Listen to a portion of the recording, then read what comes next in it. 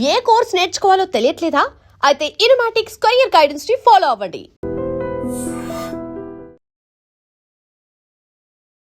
నమస్తే, welcome to I dream. నేను వలి. బంగారం ధరలు తగ్గినట్టుగా అనిపిస్తున్నా భవిష్యత్తులో పెరగటమే తప్ప తగ్గేది ఉండదు. దాదాపు 10 గ్రాముల బంగారం ధర 2 లక్షలకు కూడా చేరుకోవచ్చని ఒక అంచనా కనిపిస్తోంది. సరే, ఏం జరగబోతుంది దీని గురించి మనం క్లియర్గా ఈ వీడియోలో మాట్లాడుకుందాం. నాతో పాటు స్టూడియోలో ఉన్నారు అనలిస్ట్ మందడి కృష్ణారెడ్డి గారు. సార్ నమస్కారం. నమస్కారం అండి. మందడి కృష్ణారెడ్డి గారు, నిన్న ఇవాళ చూస్తే బంగారం కొద్దిగా తగ్గిందని చెప్పి వార్తలు అంటున్నాం. సో గత కొన్నాళ్ళుగా మనం చూస్తే 1,50,000 నుంచి 1,60,000 మధ్యలోనే ఊగిసలాడుతుంది. ఇక ఎందుకంటే ప్రధానమంత్రి నరేంద్ర మోదీ గారు కూడా చెప్పారు, అసలు బంగారం కొనొద్దు, దేశ ఆర్థిక వ్యవస్థ బలోపేతం కావడానికి మీరు కూడా సహకరించండి అన్నారు. ఆ దారులన్నీ కూడా పైనుంచి మన దేశానికి వచ్చే దారులను కూడా మూసేస్తున్నట్టుగా ఇన్ఫర్మేషన్ వస్తుంది. ఇక నుంచి పెరగటమేనా బంగారం? 2 లక్షలకు ఎన్ని రోజులు పట్టే అవకాశం ఉందంటారు? బంగారాన్ని మనం గమనించినట్టయితే దాని రేట్ల గురించి భారతదేశంలో గత సంవత్సరం కన్నా ఈ సంవత్సరం లోపల ఒక 6 నుంచి 8 మాసాల లోపల సుమారుగా 40% to 60% వరకు ఇంక్రీజ్ వచ్చింది.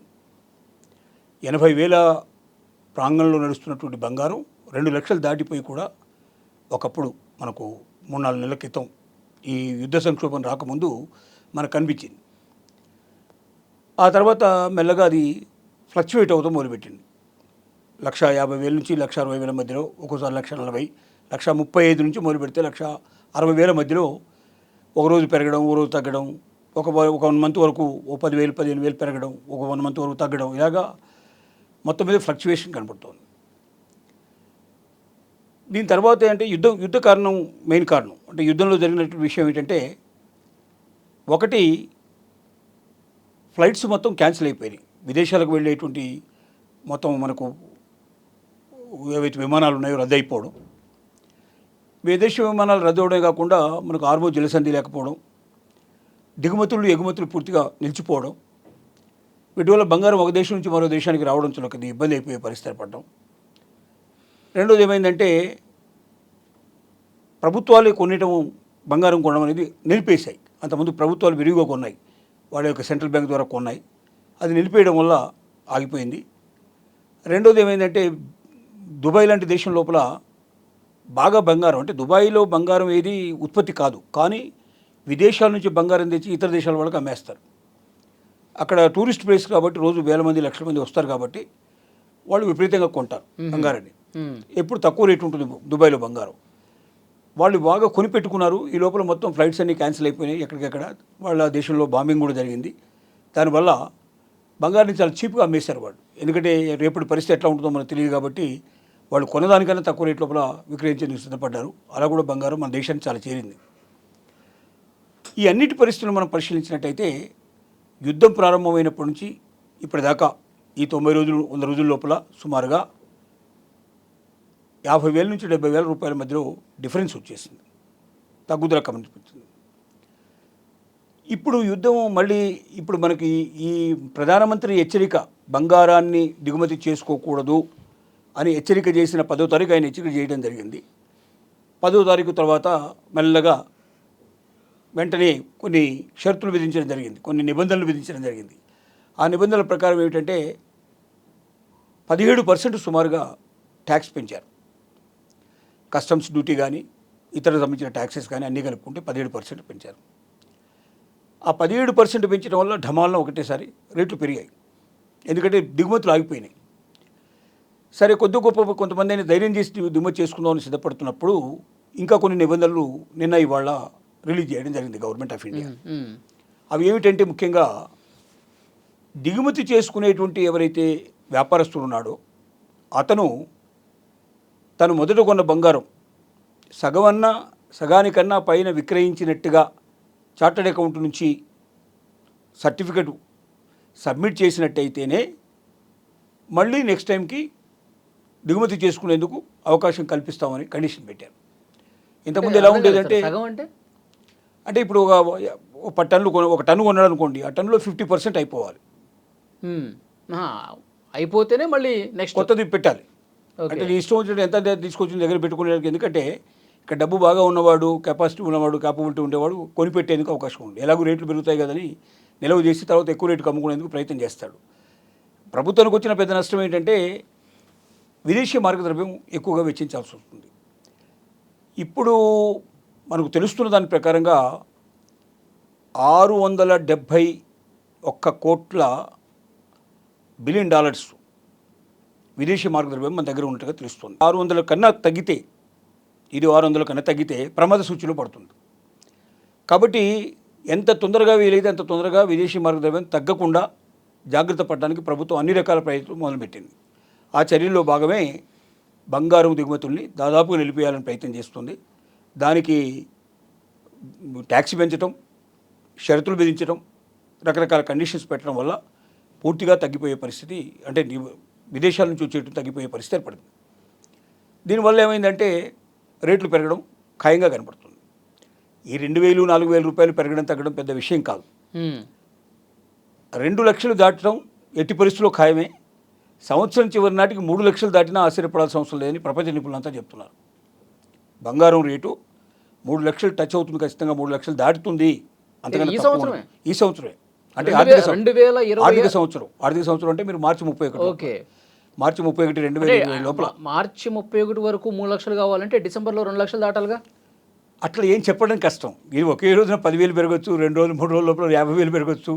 బంగారాన్ని గురించి మనం చెప్పడం చాలా కష్టం. ఈ సంవత్సరాంతానికి వెండి చూసుకోండి, సుమారుగా వెండి చూసుకోండి.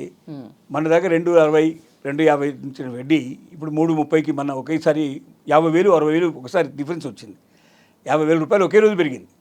అంటే ఇప్పుడు వెండికి సంబంధించిన విషయం ఒకసారి మనం పరిశీలిస్తే బంగారంతో పాటు వెండి కూడా ఇప్పుడు బాగా విపరీతంగా గిరాకీ పెరిగింది. వెండిని కూడా ఇంతకుముందు వెండిని తాకట్టు పెట్టుకుని ఎవరు కూడా బ్యాంకులు కానీ లేకపోతే నాన్ బ్యాంకింగ్ ఫైనాన్స్ కానీ ముత్తూట్ ఫైనాన్స్ లాంటి వాళ్ళు కానీ ఎవరు కూడా డబ్బు ఇచ్చేవాడు కారు. కానీ ఇప్పుడు వెండిని కూడా బంగారంతో సమానంగా చూస్తున్నారు. వెండిని కూడా తాకట్టు పెట్టుకుని డబ్బులు ఇస్తున్నారు. బ్యాంకులు డబ్బులు ఇస్తున్నాయి, అట్లాగే ప్రైవేట్ ఫైనాన్స్ కూడా డబ్బులు ఇస్తున్నాయి.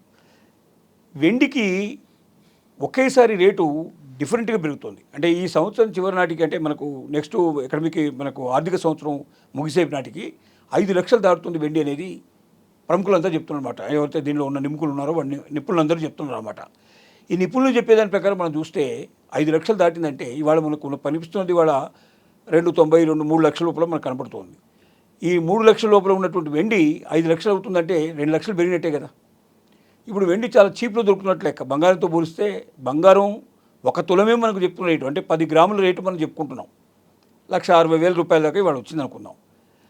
అదే మనకు 2,90,000 రూపాయల లోపల ఇవాళ మనకు వెండి కొనుక్కుంటే కిలో వస్తుంది. 10 గ్రాములు ఎక్కడ, కిలో ఎక్కడ? అవును, 1000 గ్రాములు వస్తుంది మనకు. ఈ కిలోని అట్టి పెట్టుకుంటే మనకు 5 లక్షల రూపాయలు పైన వచ్చే అవకాశం ఉంది. పేదవాళ్ళు, మధ్యతరగతి వాళ్ళు కూడా కొనుక్కోవడానికి అనుగుణంగా వెండి ఉంది, అందుబాటులో ఉంది. చిన్న కొనుక్కుంటారు, 10 గ్రాములు, 50 గ్రాములు, 100 గ్రాములు అట్లా కొనుక్కోవడానికి అవకాశం ఉంది. ఇది కొనుక్కొని నిల్వ చేసుకున్నట్టయితే బంగారం ఎంతైతే లాభం ఇస్తుందో, రాబడి ఇస్తుందో అంతకన్నా మించి వెండి ద్వారా లాభం సంపాదించే అవకాశం ఉంది.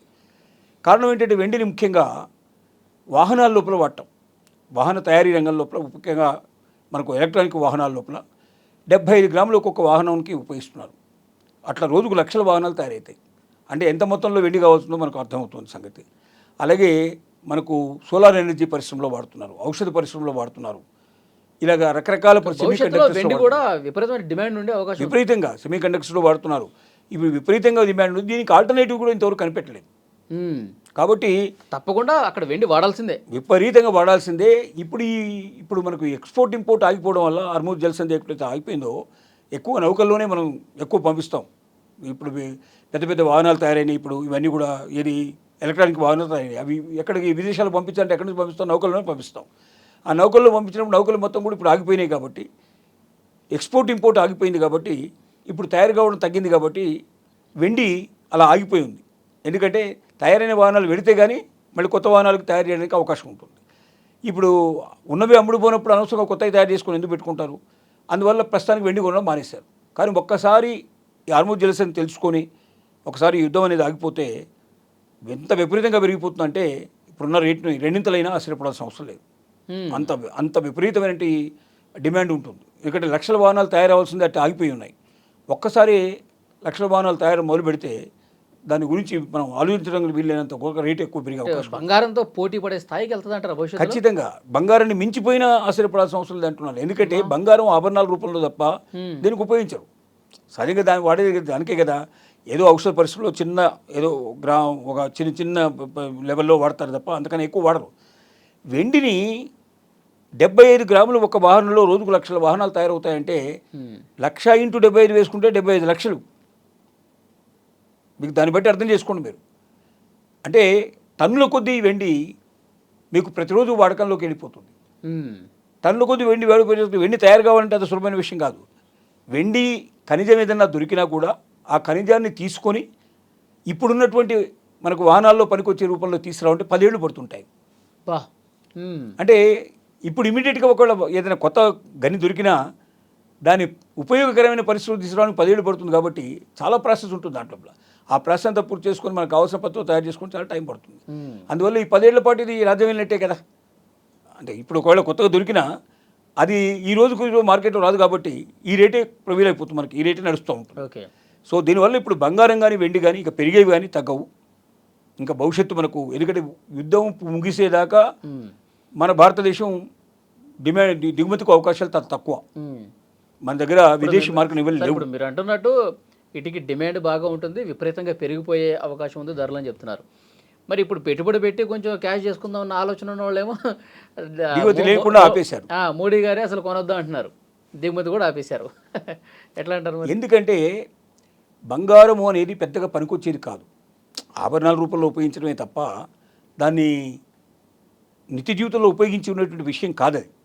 కొంతమంది తమ అందాన్ని మెరుగుపరచుకోవడానికో తమ గొప్పతనాన్ని చూపించుకోవడానికో బంగారాన్ని వాడతారు తప్ప, అంటే భారతదేశంలో ఏంటంటే మంగళసూత్రం అనేది ఒకటి కంపల్సరీగా బంగారంతో చేసినట్టు మంగళసూత్రం వాడటం అనేది కామన్గా ఉంది కాబట్టి అంతవరకు మాత్రమే దాని యొక్క ఉపయోగం తప్ప మిగతాదంతా కూడా ఆడంబరాలకు చిహ్నంగా ఉండేదే బంగారం, సామాన్యులకు ఉపయోగపడేది కాదు. కాబట్టి బంగారం దిగుమతి చేసుకోకపోయినా ఇప్పుడు ఏం నష్టం లేనిది ఉన్నది. ఇంకొకటి ఏంటంటే బంగారాన్ని ప్రజల దగ్గర ఉన్న బంగారం లెక్క కడితే 30 మనకు ఇప్పుడు దాదాపు 30,000 టన్నులు, సుమారుగా 30,000 టన్నుల బంగారం ప్రజల దగ్గర ఉన్నటువంటి బంగారాన్ని మొత్తం లెక్కిస్తూ వస్తుంది అంటున్నారు. కాబట్టి ఈ బంగారాన్ని ఎలాగైనా సరే బ్యాంకులకు తీసుకురావాలని ఇప్పుడు ప్రభుత్వం ఆలోచిస్తుంది. అతి త్వరలోనే ప్రభుత్వం పాలసీ ప్రవేశపెట్టే అవకాశం ఉంది. బంగారాన్ని ఎవరైనా బ్యాంకులో దాచుకున్నట్టయితే వాళ్ళకి కొంత పర్సెంటేజు వాళ్ళకి ఇన్కమ్ అంటే వాళ్ళకి వడ్డీ ఇచ్చేటట్టుగా అమౌంట్ ఇచ్చేట్టుగా దాంట్లో పెట్టినందుకు గాను, అంటే రివర్స్ అన్నట్టు. మామూలుగా మనం బంగారం పెట్టి తాకట్టు పెట్టి మనం డబ్బులు తీసుకుంటే మనకు అది మనమే వడ్డీ కట్టాల్సి వస్తుంది. కానీ బంగారం అక్కడ పెట్టినందువల్ల ప్రభుత్వమే కొంత ట్యాక్స్ రూపంలో కొంత మనకు ఎంతో కొంత దాని మీద 1%, 1%, 2% పే చేయాలని. రెండోది ఇన్కమ్ ట్యాక్స్ రిబేట్ కూడా ఇవ్వాలని ప్రయత్నం చేస్తుంది. అంటే ఇలా బంగారం పెట్టిన వాళ్ళకి ట్యాక్స్ రూపంలో కూడా వాళ్ళకి కొంత తగ్గించాలని ఆలోచిస్తుంది. ఈ రెండూ చేసినట్టయితే బాగా ట్యాక్స్ కట్టే వాళ్ళు ఎవరుతున్నారో వాళ్ళ దగ్గరే బంగారం ఎక్కువ ఉంటుంది కాబట్టి వాళ్ళు బంగారాన్ని బ్యాంకులోకి చేర్చే అవకాశం ఉంది. బంగారం బ్యాంకులోకి ఎప్పుడైతే చేరుతుందో మనకి గవర్నమెంట్ దగ్గర ఉన్నట్టే లెక్క. గవర్నమెంట్ దగ్గర ఉన్నది అంటే ఇక మనం విదేశాలతో పోటీ పడే పరిస్థితి మనకు ఏర్పడుతుంది. అంటే ఫారిన్ నిల్వలు మన దగ్గర ఎక్కువ ఉన్నట్టు లెక్క. సో ఈ రకమైనటువంటి పరిస్థితుల్లో ప్రజల దగ్గర ఉన్న బంగారాన్ని తీసుకురావడానికి ఒక పెద్ద ప్రయత్నం అనేది బహుశా ఈ నెల రోజుల లోపల 1 month 2 months లోపలనే ఆర్డినెన్స్ వచ్చే అవకాశాలు కనబడుతున్నాయి. అది ఒకవేళ జరిగితే మాత్రం బంగారం రేటు తగ్గడానికి పాసిబిలిటీ కొంత ఉంటుంది. ఎందుకంటే బయట ఉన్న బంగారం అంతా ఎప్పుడైతే బ్యాంకులోకి వచ్చేసిందో అప్పుడు కొంతవరకన్నా కొద్ది రోజుల పాటు నిల్వ ఉంచే అవకాశం ఉంది. కానీ ఏది ఏమైనప్పటికీ ప్రపంచ నిపుణులందరూ నొక్కి ఒక్కానిస్తున్న విషయం, బంగారం 3 లక్షల రూపాయలు ఖచ్చితంగా దాటుతుంది ఆర్థిక సంవత్సరం పూర్తయ్యేటప్పటికీ. అలాగే వెండి 5 లక్షలు దాటుతుంది. కాబట్టి వీటి మీద పెట్టిన పెట్టుబడులు ఎప్పుడూ నష్టపడవు, డెఫినెట్గా ఉపయోగపడతాయి. ఇవి లాభాన్ని తెచ్చిపెడతాయి కానీ నష్టం లేదనే విషయాన్ని చాలా ఒక్కి ఒక్కానిస్తున్నారు. Thank you very much sir.